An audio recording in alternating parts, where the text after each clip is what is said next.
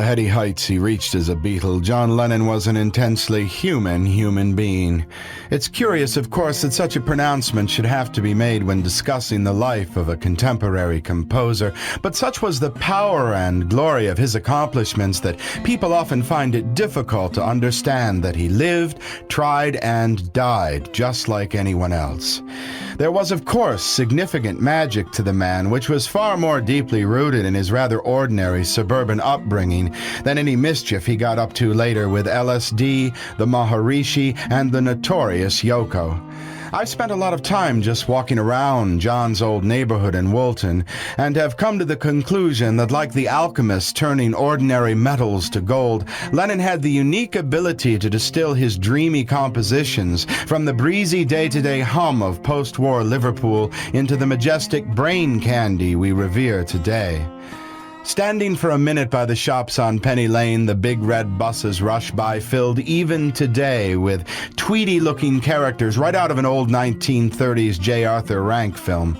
The suburban skies are indeed still mightily blue, with huge powder puff clouds which roll by in an almost imperceptible parade.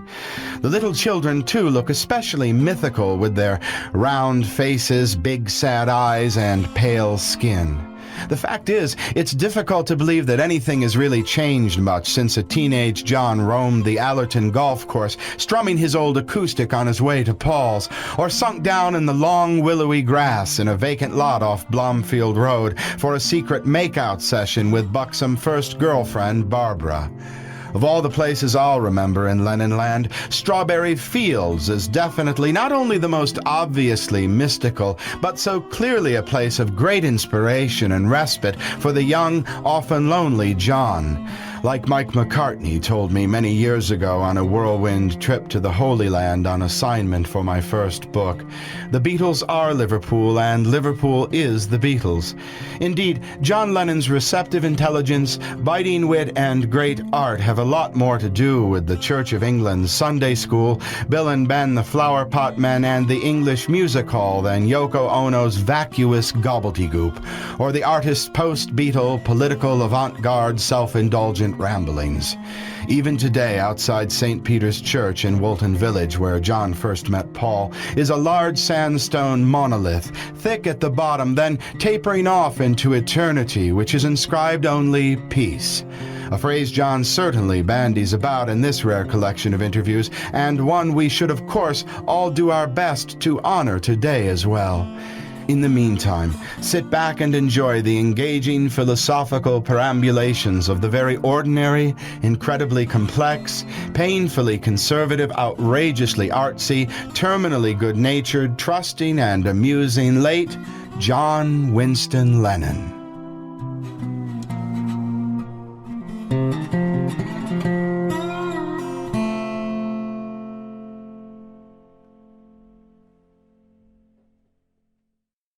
Here John explains his overall mission and the heretofore unknown Lennon philosophy of something called hairpiece.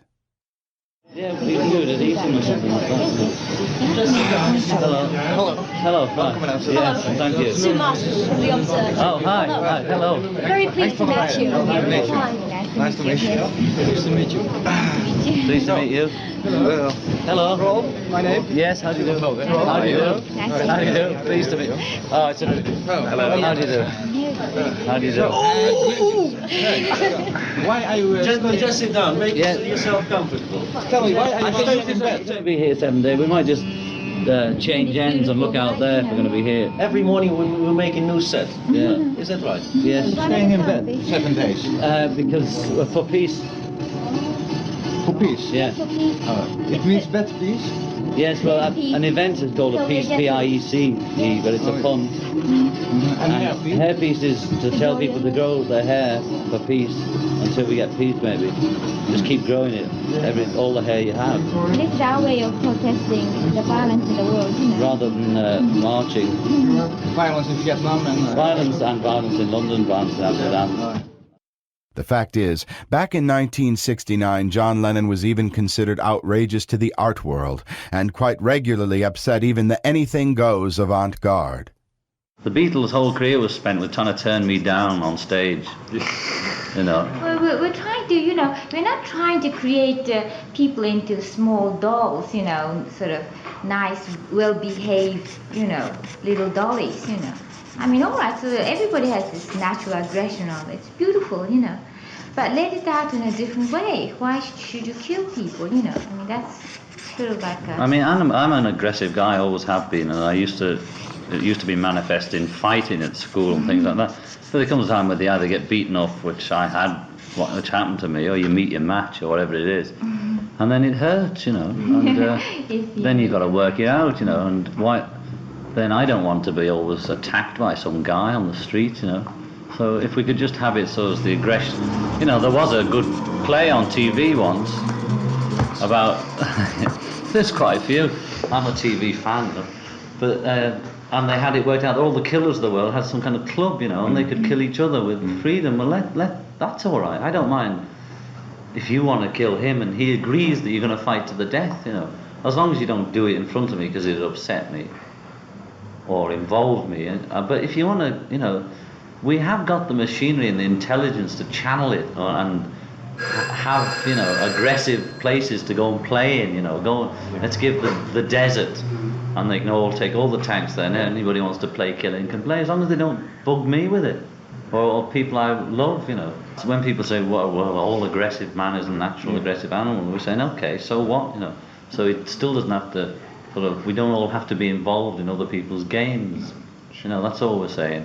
And everybody sort of accepts it, it's like, we've got to stand up to the bully in class, and gang together and stop him beating up whoever he wants. And that's all we're trying to say to people, that together you've got the power to stop it, You just got to believe it. Do you want to tell him the difference between Warhol for instance, and I respect Andy, for his works and everything, all right.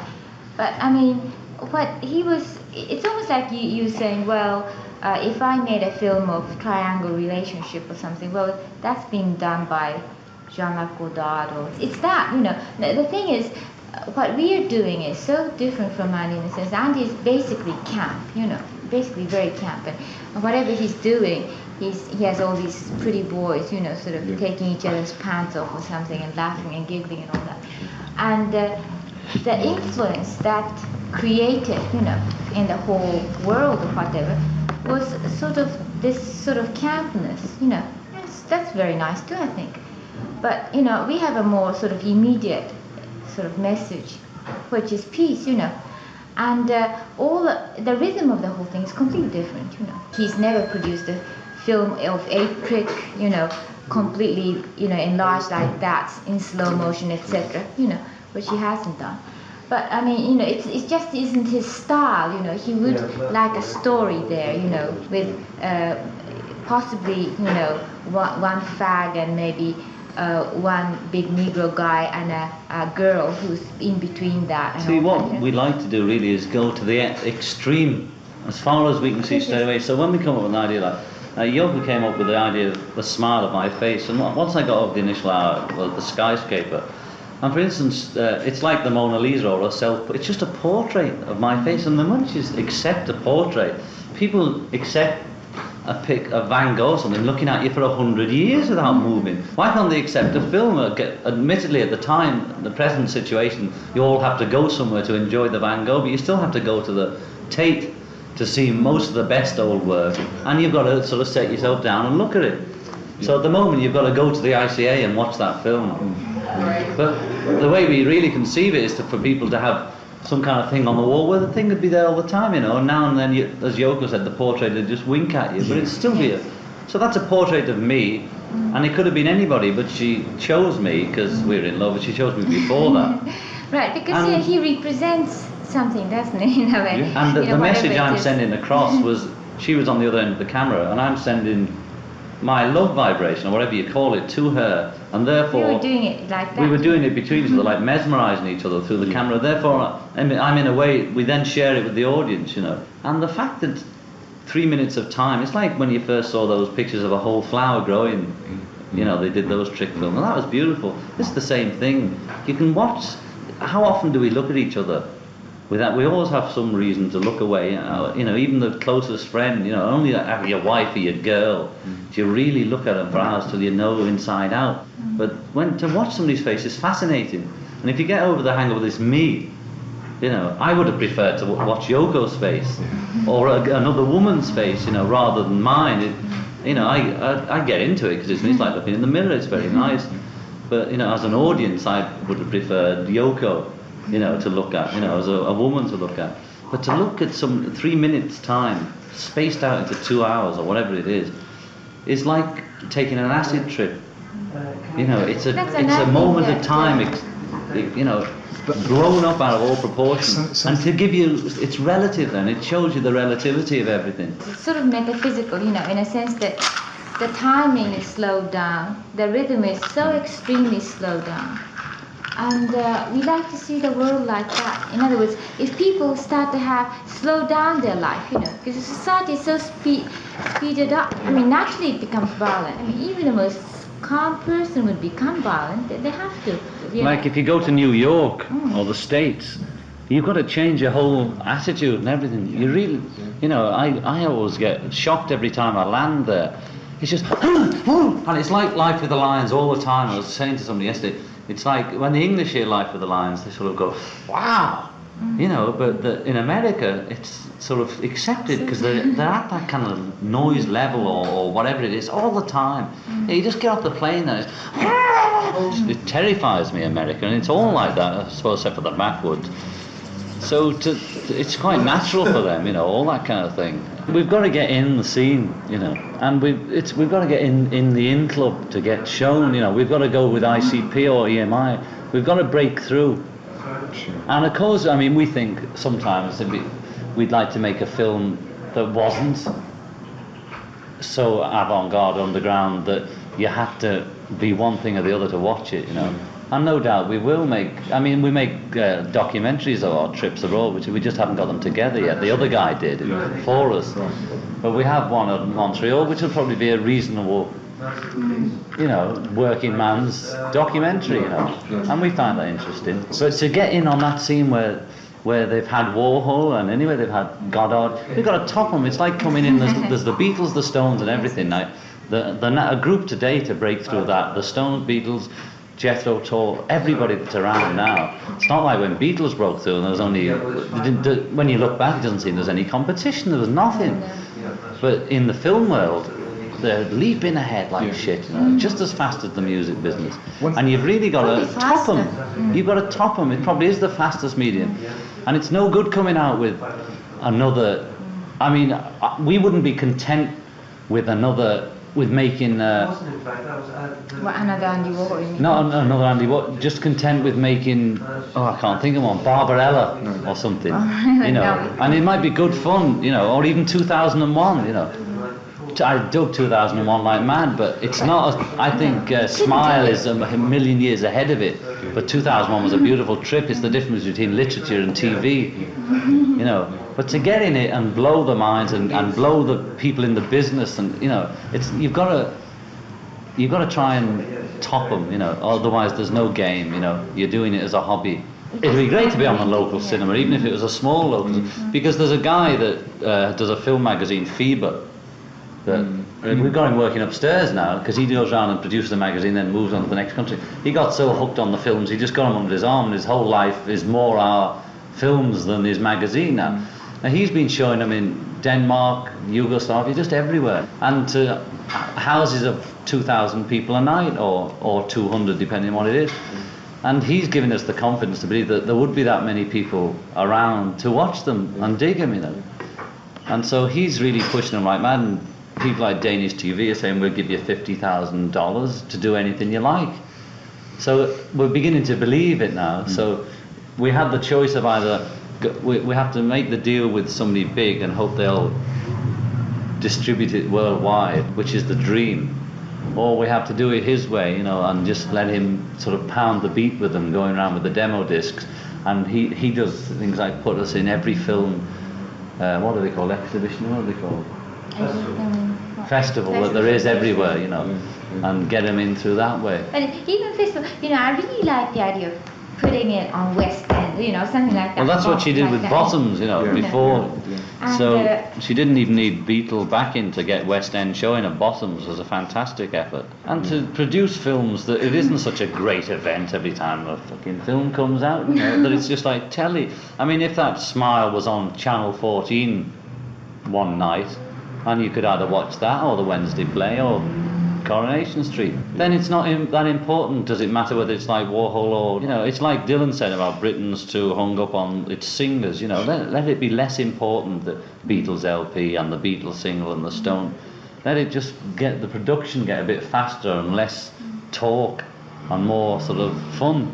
And we're trying to make films as fast as we can, you know, and just not get involved in.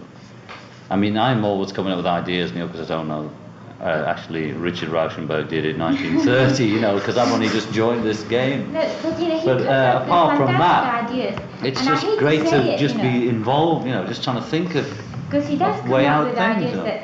that precisely made those people famous, you know. It just bloody annoys me. It's like, you know, it really And I brings hate me to say down. what I'm it's always been doing done. I it. hate to be a drag, but you know, I just always say it. The thing is, I'm just not the type of person, neither of us are, to do a production of that scale, you know. We haven't got the money to sponsor films of that size. No, we The don't, you Beatles' see. money is a myth, you know. This is all we own and the houses we've got.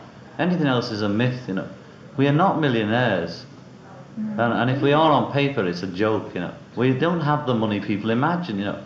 And we've got a hard job to break even on the money we're spending out, you know. We're putting into these films and that. We haven't broken even yet on all the These films we films are made. very cheaply And made the cheapest films, kind of you film. know. Because I mean, even Apple didn't want to know about Two Virgins, you know. Even now they're not sure. I mean, we've got friends here who dig Life of the Lions and that, but you know, if they're sending out handouts to the press, and that, they forget all about Life of the Lions and anything like that. And just recently, there's been a big EMI meeting. You know, sort of a yearly salesman meeting, and Kenny Everett kindly or otherwise made a record to play to him, saying like an Apple promo record, and he's talking about James Taylor and the Ivies and all these people that haven't sold half as many records in the States as John and Yoko, but it's as if we don't exist even in our own company half the time, you know. It's as if we don't exist here. And I mean, James Taylor and then only Mary Hopkins has sold more than John and Yoko. And that's the freakiest stuff possible, and much more important than James Taylor's music as far as I'm concerned. And our own company sending its own propaganda out, unless I'm here to catch the fucking the promos going out. It's like we don't exist, you know. But they're scared So of we've got to it, fight, pretty much. the fight starts here. Generally, your average garden variety journalist in those days was pretty square and had a hard time appreciating the ingenuity behind the creation of the Lennons' various bed-ins. Here John is asked to go on record concerning the influence of the offbeat protests. We've had thousands of letters from people who have been influenced by it, you know, and that's apart from just the good stuff in the press like cartoons, etc., etc. We appreciate the cartoons, whether they're for us or against us. You know, if it gives people a laugh is a release of tension. So we don't mind being Abbott and Costello for the world, you know, and we'll do that if it relaxes people. Anything we can do, we'll do it, you know. And so cartoons and everything are worthwhile. Any kind of picture of us, whether it's getting off a plane again or sitting in the office or whatever. You know, because we're talking about the essentials of life. And most newspaper headlines are not that essential. So we think that our propaganda is as important as the next man's, if not more, because we're talking just about peace and not about what size table. This is the most positive thing. The bed event was the most positive thing that our two minds, which are pretty well ticking, could think of, whether we appear as freaks or clowns. The effect was that everybody for that period was talking about peace, and since then we threw a stone in the water and the ripples are still going round, and we've had various approaches from various different peace movements asking what can we do. You know, it looks like the marches are going nowhere, which is what we're saying. So all you get is front page headlines of violence after the march. And, you know, we'll think up a few gimmicks for them too. So I mean, what we did was say John and Yoko are available for functions, you know, for peace functions, and that's what we did. So it doesn't matter whether they say we're freaks. We are freaks, you know, in their eyes, you know. But who's to judge what a freak is, you know? And it gave a great sort of uplifting beat to the whole world. And the world was so tense, and now, you know, they started to smile again. It's down to that. If the world was a party and it was a bit miserable or a bit intellectual, everybody got onto one subject, you know, got like that. And some guy comes in a bit pissed or a bit happy, change the whole atmosphere, even if it's for 5 minutes, you know. And that's all we're doing. Take the world as one big party, and we're all getting a bit like that, and everybody's talking about what to do and not doing anything. And we say we are doing something. We're the guy that comes in the room and cheers them up. Even our friends, the British press, you know, they're always knocking us and that, but when would they meet us at London Airport? They're friendly faces, you know. I know that they've been seeing me come in for years in various disguises, and I know them as people, and what they write is vaguely what they think. It's not the same, and we know what the game is, you know. And in the song Ballad of John and Yoko, which is the Beatles' new song, I say, the press, when we got back to London, say it's good to have the both of you back. Nobody actually said that, but it was there in the room, you know. And now the question which has vexed all of the Beatles, second only to when are you all getting back together, and that is, what do your lyrics really mean? Anything you like, you know. Here John explains the creation of the now classic Ballad of John and Yoko. I'm telling a story like newspaper, you know. I'm telling a story about John and Yoko, and therefore about everyone, because we're all one. I am here as you are me, and we are all together. In hindsight, George Harrison's driving Old Brown Shoe is indeed one of the Beatles' most efficient and charismatic rockers. But what did John think? Well, that's George's song, and I just dig the sound of it. I haven't really got into the lyrics, you know. I'm getting out this old brown shoe, baby, I'm in love with you. That's good enough for me. Here, Lennon once again discusses the genesis of his films with Yoko, a near constant topic back in '69. We've made about 7 films so far, and we've got them in a brown paper bag at the moment. We're trying to get distribution. Yoko and I are filming all the time, you know. We're making a film of this event, and it'll be an amazing film, and you see the goings-on in the bedroom. We got radio station in here. We got people chanting Hare Krishna. We got visitors coming in, one after the other, in all strange outfits. You'll dig it. We just got to get distribution for it. We maybe make an hour TV show, you know, sort of showing the bed in, the whole thing. And what about the Beatles going back out on tour? Did John feel that would ever happen? The Beatles are 4 middle-aged teenagers who've got to make a democratic decision on whether they go on tour or not, and we're not agreed on it, so I don't know when. But John and Yoko certainly perform. Paul's driving through Europe, last time I heard. Ringo's in the Bahamas, sort of half filming and half on holiday, and I don't know what George is doing. He's probably working. One of the most original concepts ever to come out of Apple was Zapple Records. The so-called paperback label was designed to respond to topical subjects more quickly than a traditional company by releasing all sorts of experimental music and spoken word projects on a monthly basis and at a significantly reduced price. Lennon remembers. We've got this new output on Apple, which is called Zapple, and John and Yoko have just made a new album on it, and it's out about a couple of weeks. And George's electronic album's out at the same time. And we're going to have people like poets and, you know, it's called Zapple, so you know you get a surprise when you buy it. In many ways, the Beatles' collective swan song, Let It Be, still holds up well as not only a very interesting album, but an insightful movie and also a well-designed, though impossibly rare, book. Here John mulls over the highs and lows of the experience. We finished it, you know, and the most finished number on it was Get Back. We were doing this rehearsal for a show, which we never finished, so we got fed up and put the rehearsal out. And it sounds okay, you know, and there's chatting and messing about and all sorts on it. And then we got halfway through another album, so we stopped that. We got tired and took a break. It's a single LP, but this one's got a book with it, you know, sort of a whole book of us making the LP, and we also made a film of it at the same time, so we got to get that together. Made a sort of documentary of us making the album, and we got 68 hours of film there, so we got to do a bit of work with it. All the traumas and the paranoia and all the different things that happen to you when you try and make a record. Might end up like Magical Mystery Tour, only this time it'll be on the air. Here we gain a little insight into John's thinking about his future plans. I haven't got any specific plans, you know. I just plan to turn the people onto peace through music, painting, drawing, books, dancing, eating. And what new songs has John been working on?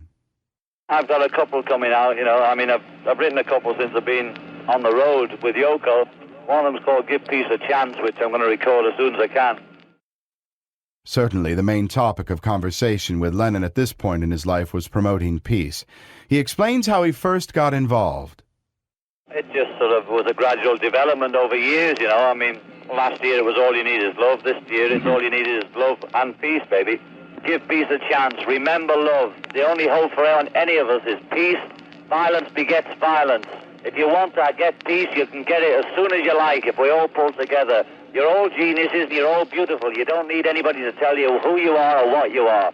You are what you are. Get out there and get peace. Think peace, live peace, and breathe peace, and you'll get it as soon as you like, okay? About the only thing that dwarfed John and Yoko's unparalleled PR in '69 was America's landing on the moon. Still, the Lennons managed to edge their way into even this big story with these comments. I was just thinking, oh, I hope the Americans are not going to start getting aggressive again and feel imperialistic about this event and make a colony out of the moon, which they usually do, you know, just make colony out of anything that they can lay hands on. And that's one concern. And the other was, I thought, oh, well, maybe, you know, something interesting might happen, you know. But I mean, not to that sort of, it's not like a fantastic dimensional change, you know, it was that was the greatest fear I had about, oh, are they going to colonize again? Are they going to start getting aggressive again? Oh, the positive is, you know, that's not the word for it really, but I mean, the other side of the feeling was, okay, so America at least was still together enough to do that, you know, because I mean, the States doesn't have much reputation now of being together, you know, but maybe this was just another aggressiveness on their part, you know. They might use this immediately to, you know, their propaganda and all that. So that fear, you know. It's done them good politically, and because of the fear that the Americans had that the Russians would take it and bomb them, and the vice versa. It's just all that, isn't it? So I was hoping really they would have both landed there at the same time, you know. They've been planning it since they got rockets from the Germans, haven't they? We all have dreams about going somewhere, etc., you know, I mean, the stars and the moons and all that. But I mean, nothing is really going to be practically done unless some scheme is really pushed, you know, especially in America. I mean, I'm sure that, you know, there was a big government push, you know, behind it. So what do you expect? It was verified by what the Kennedys or the Johnson said, okay, let's really push it, and they really pushed it. And they had to sort of come up with the goods within so many months, and they did, you know. So it's just a matter of them all deciding in America, the whole nation, really, yeah, let's do it, and they did it. Oh yes, it's a well, you thought of it because you read all the science fiction books, you know. Yes, all the children dream about, isn't it? I mean, there's the moon and all that, so... Of course, I mean, the government didn't think about it. I mean, it's the children who thought of it, you know, before the government, you know. Here, John is asked to explain just exactly what he feels constitutes a Beatle. A Beatle? I suppose it's something four guys turn into when they get together and project. Beatle. I mean, Beatle image is something that other people create and think, isn't it? I mean, it's so funny to have your own image about it. I mean, how could you, you know? It's like a building, the image of a building is easier to see from outside. I mean, if you're inside, you don't see the outside of it. You know? I mean, I think of the Beatles as a separate entity, you know, we all do. But I'm John, and I often say to Anthony or Neil or any of them, see what the Beatles think. And we say it to each other, you know, I mean, what do the Beatles think? But it's always the same, you know, just depends what I'm doing, you know. I'm always John and Yoko, you know. That never stops, you know. I mean, we're a 24-hour couple, so whatever I'm doing with Beatles, Yoko's sitting on my shoulder like a parrot, you know. So exactly. There's no four guys together bit, which there used to be, you know. And how exactly does Beatle John wish people to view him? I prefer to be loved, you know. I prefer the whole place to be loved, and that's the whole ball game. And during the break, they've got to love me, even if I'm a hunchback Negro with one leg and a transvestite. Jewish. A hunchback Jewish Negro with one leg who's a transvestite. I want to be loved for myself and not for some kind of image. I'm not painting myself white to be loved, you know. I don't think that's the whole ball game. Prejudice and fear, you know. Like most journalists write about how my auntie felt about the MBE rather than about peace and Biafra, because they don't want to be conned. They're frightened of committing themselves, and rather be conned by that entertainer, they'd sooner divert the attention to something irrelevant. Here John discusses the particulars of his appearance at a gig on behalf of UNICEF at the London Lyceum Ballroom. Because of the way they've conned the public with it, we're going to get the finger pointed. So I think we might help them, because it's a good gig. But that's what they've done, is say we're coming. Now, whether somebody in the office gave them a hint or something, I have no idea. But we never said anything. I came home from holiday and read I was performing at the Lyceum Ballroom, you know. The controversial Cold Turkey was another Lennon classic played by the Plastic Ono Band that long ago summer's eve in Toronto. John responds to a question about the number. I hadn't decided on an arrangement or anything, and I just sang it over to the group, and because it was basically a three-chord song anyway, they picked it up quite well, you know. It was just verse, chorus, verse, chorus. So we just really busked it, you know, and this one, Yoko was holding the words, but just out of vision, to sort of dodge off the mic to try and get one of the verses. So it's entirely different from the single, but you can see where the single came from, you know. It shows the basis of the single. Maybe that a more professional version of this would have been more commercial, but the single is how I wanted the song to go. The screaming effect at the end is only a progression from the end of Strawberry Fields or the end of Walrus or Day in the Life, you know. And just the expression cold turkey is known amongst drug addicts, but cold turkey is also known amongst ordinary people, you know. Not just the meat. It's quite not that exclusive to drug addiction. And I like words or expressions, and cold turkey happens to be one of them. I wrote a song called I'm a Loser when I picked up the expression around, like kick out the jams is a nice expression. I'd write something called that if there weren't so many of them, you know. And I liked I'm a Loser, and Dave Tripper I made up out of hearing about trips before I'd ever had anything to do with tripping, as is known. And I wrote a song called Day Tripper, you know. And because I like the words, but cold turkey, whatever it means suffering, or it can mean flu, you know, 3-day flu, or dying in Biafra. It can mean a lot of things besides anything to do with drugs, you know. It can mean whatever you want. Few people realize that following John and Yoko's bed-ins in Amsterdam and Montreal, a third protest was planned for the Bahamas. For various reasons, however, it didn't quite come off. John's official explanation was that it was just too damn hot and much farther from the United States media pool than he expected. What follows is a never-before-heard press conference held on the eve of the Lennons' departure to the bed-in that never was. Well, we've been trying to get in the States to do a peace mission, and we've been trying to get visas, you know, and it doesn't look like we're getting it so far. So we're going to the Bahamas to sort of blast off from the Bahamas, do a Cuba on the our way from the Bahamas. And the reasons and the behind the scenes bit about the visas we'll let you know about in the Bahamas. We've got something to say about it, which we won't say yet till we find out, you know, give them a day. And the thing is, we want to go and do a peace mission. We want to take acorns to Nixon. That's all we want to do, but somebody doesn't want us to do it, you know. And so the Bahamas is the next best deal we could think of. And we'll probably do a bed event there, which we did in Amsterdam, which is stay in the bed a week. And we call it our second honeymoon, which we're having rather quickly after our first one. And we'll be doing that from the Bahamas, bed for a week, and then we'll be out and about a bit, waiting to hear about the States and trying to get friends inside to help us, you know. Because I think they think I'm going to go there and run around the streets naked, you know. The plan is just to promote peace in a non-violent fashion, and the States needs it. And it's the right time two non-violent people to go. And why are they frightened of two non-violent people going to promote non-violence? The situation's serious enough for them to be pleased with people that are going to say to the kids, don't break it. You know, which is a bit explicit in that letter. The kids are shouting, kill the pigs.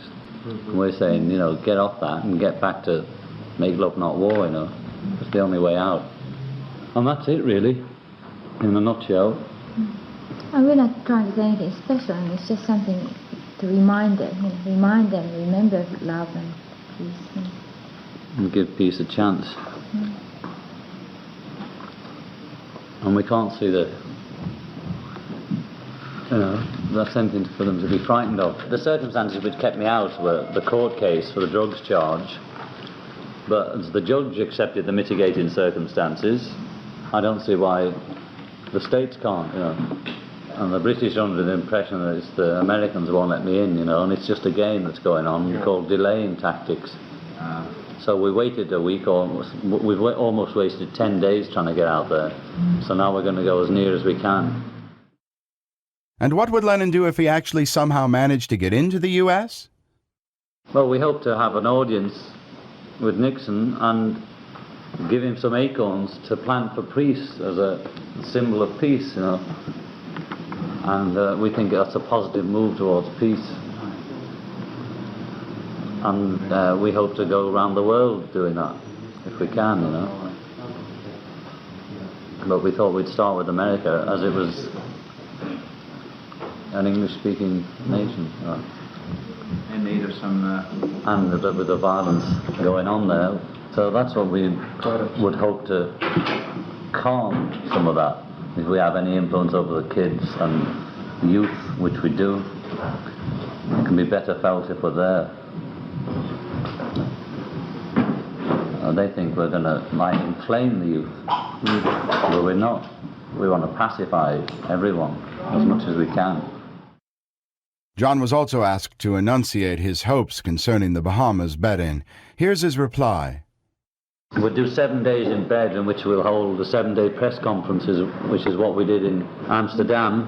For anybody who's interested, radio stations, TV, press, school mag, anyone who wants to know can get us there, you know.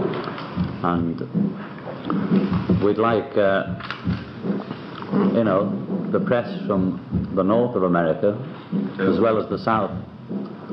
That's why we'd like you to UPI it, you know, so we don't arrive there and then the nearest ones get there first. We'd like everybody to have pre-knowledge that we're there, so anybody who's interested can get over. Brian Epstein, though invaluable to the Beatles in the early years, was quite frankly rather a pain in the ass to the boys as time went by.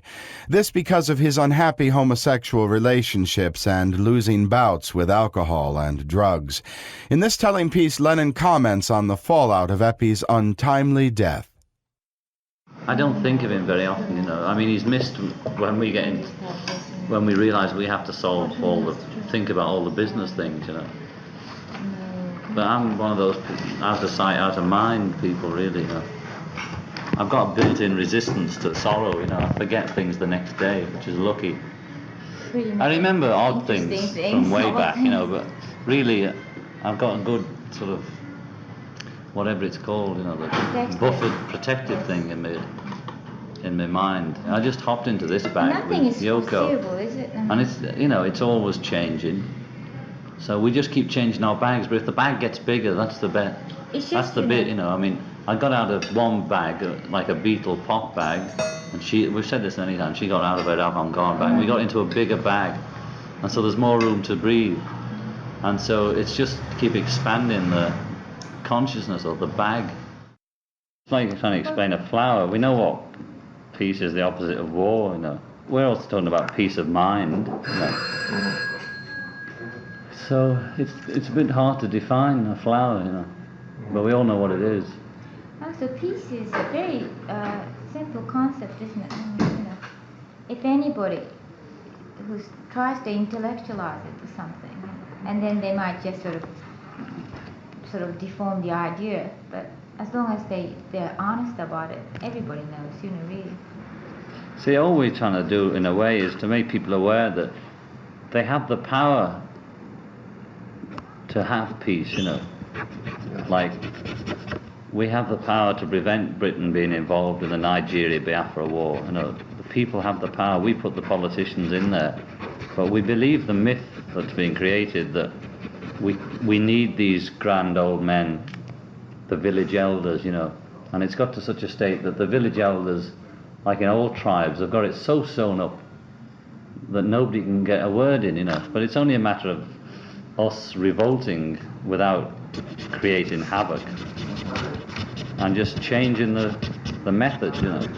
Because if the youth are hipper than we were when I was a youth, I know that just from meeting my cousins and odd youths I've come across, you know, they're much hipper than I was as a kid, and I thought I was pretty hip. So I think there's more of them understand it than you imagine. It's like in the disc poll. That was an amazing thing, you know, an amazing intelligence of some of the kids analysing or whatever of what we were doing, Yoko and I, and that was 12 and 14-year-olds, you know. So they're not. So the thing we're aiming at really is partly that generation, because if they realise they can do it, and they can because they will be it, they will be the establishment, then it's up to them, you know, and they can't sit back and blame the chief of the tribe for attacking the next village, you know. They can't do that anymore. It's their it's all our responsibility, you know, and that's all we're trying to get them hip to.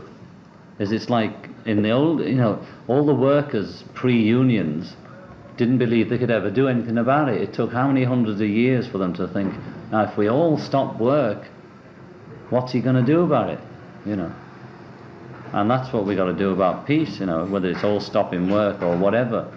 So I don't know how the original, I can't remember my history from school enough about Todd Slaughter or whatever his name was in the 1200 who started it all, you know, but it was about 1800 before anything really happened. So maybe we're him, you know. But I hope we're not. I hope Todd or whoever he was a few years back. You know, maybe that was, what's that old guy? Russell. Yes. Or before him, maybe we're the next generation. But the thing is, we're so far removed from it. We're a bit nearer with Ireland going on, you know. But apparently even in Nigeria, the people there are so sort of blasé about it. They don't really feel as though they're at war, you know, it's not harming them. So all we're trying to do is make them aware. You really have to make them aware. All the people are dying all the time. Because you see, it might come to you, you know. That's the thing that you don't realize, you know. Like we were saying that all through this peace campaign, you know, like, well, it could happen to you and you don't really feel it. Now we went through the same problem, like we were in a car, you know, and we never thought that we'd have a car crash, you know. And we had it, you know. It was a really frightening experience, and we thought, well, it can't happen to us, you know, but it did, you know. And when it comes to that, you know, I mean, you know, the ones who died, you know, will have no words, you know. So usually you don't really feel the effect because the dead ones don't come back and shout, you know, and it happened to me and it's going to happen to you too, you see. It's really very scary, actually. I mean, like in Biafra and all that, all these people dying every day, you know. And meanwhile, we're just sort of sitting here and, you know, intellectualizing things and all that. There isn't any country that hasn't attacked somebody else, you know. There's very few. Exactly. There may be one or two tribes, you know, or something. Oh, So there's exactly. nobody has the authority as a country to talk about peace. Certainly not the English. We're in the same boat. But I mean, everybody, you know. at least this generation, our generation of Englishmen, can pass on to the next generation of Englishmen that what our fathers did was a lot of fascist killing, you know, and not to be conned by the British Commonwealth and the Daily Express and probably the Times too. You know, all we've got to say to our kids is, because all we got as kids was Empire Day and yeah, all that. I mean, and the Beatles played the British Legion. Can you bring these guys some tea as well, please? Oh, I see. Made any, but it takes a long time to set. Yeah, I'll have it at home. So there's none of us have any right to talk about peace, you know, because I've beaten people up and I've fought with Yoko, you know. But I prefer peace. I prefer myself in a peaceful situation, and I prefer my friends when they're peaceful, you know. And you got to start somewhere, you know. Yes. That's the bit. You just got to start somewhere. Only the violent ones knows the value of peace. You know that bit, you know. I mean, yes, I mean, there's no eternity unless, you know, there's death, you know. I mean, like, we die, that's why we know what eternity is, you know, what the value of eternity is. If everything is eternal, then you wouldn't have, you know, eternity. We've got to get on with it. See, you've got to do it yourself, and so have we. I mean, I'd like Jesus to come and sort it out for us too, you know, or Buddha or somebody. I'd really like somebody to come and lead us. But the point is, there aren't any leaders leading us. So we've got to, it's like Eric Clapton, I was reading about him today.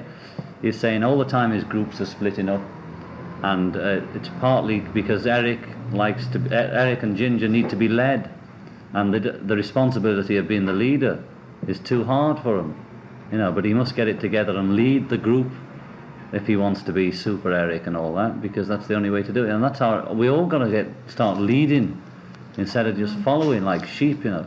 We've all got to take the initiative and, you know, stick a fucking poster in your window. And it's so or easy something. to be a follower. Because there comes a time, you know, you're lying in bed, and if you think at all about Biafra or anything, any of the kids reading Rave or anything, you think, what can I do? Nothing, you know. What can you do? Nothing. But just declare yourself. The first thing to do is to declare. You declare it to yourself inwardly. I'd like to stop it. How? I haven't a clue. What's the first thing to do? Tell my friend. Tell the next person to you. I prefer peace in the world. Do you? And you agree on it. Okay, what can we do? Let's stick a poster in our house window. It's got to start from the roots, you know, like any workers' movement, whatever it is, any movement, big movement started with the people. And the people have got to, like, just... Think love and think peace, you know.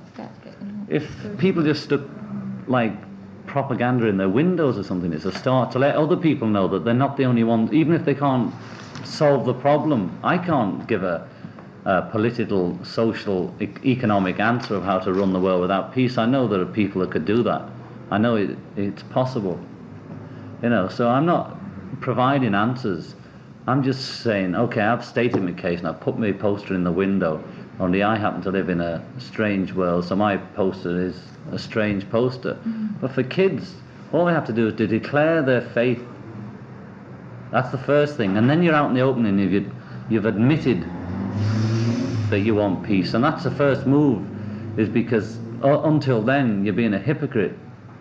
You know, and that's a relief the first time you allow yourself to say to somebody else, I want peace and I'd like to try something, you know.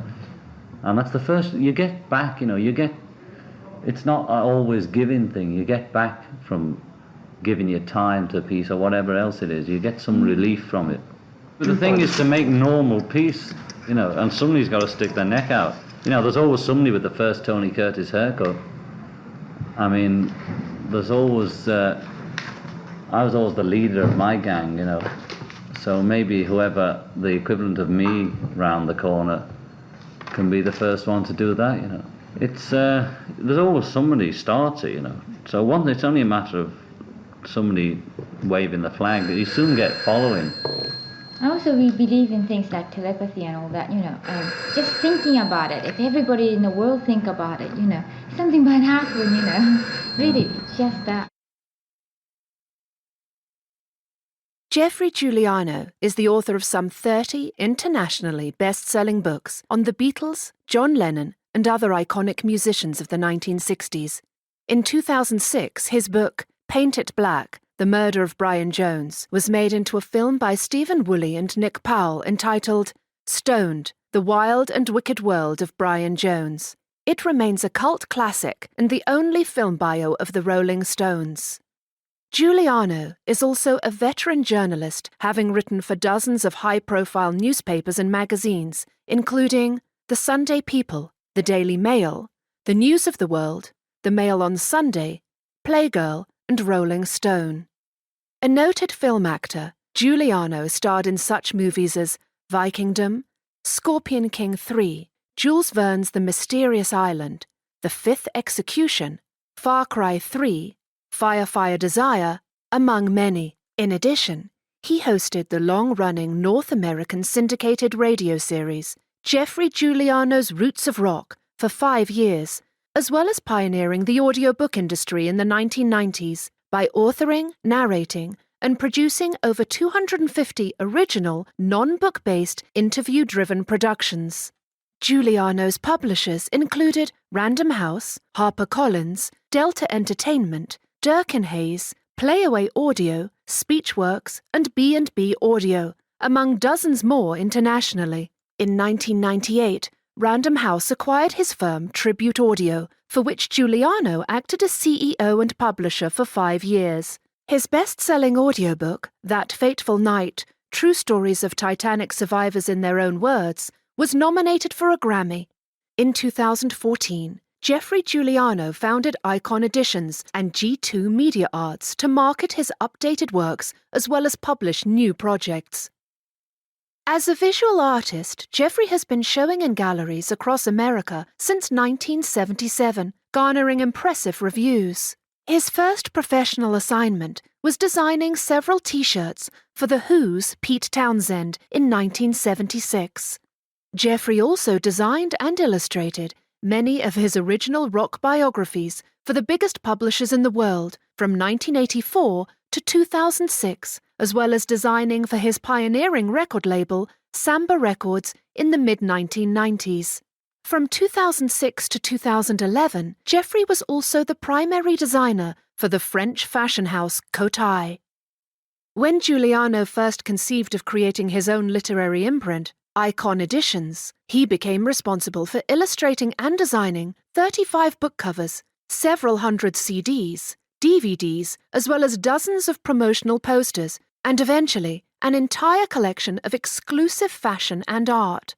The expansive Design by Giuliano brand grew out of Geoffrey's impressive commitment to the arts and is the culmination of a lifetime's work by an extraordinarily talented and determined Renaissance man.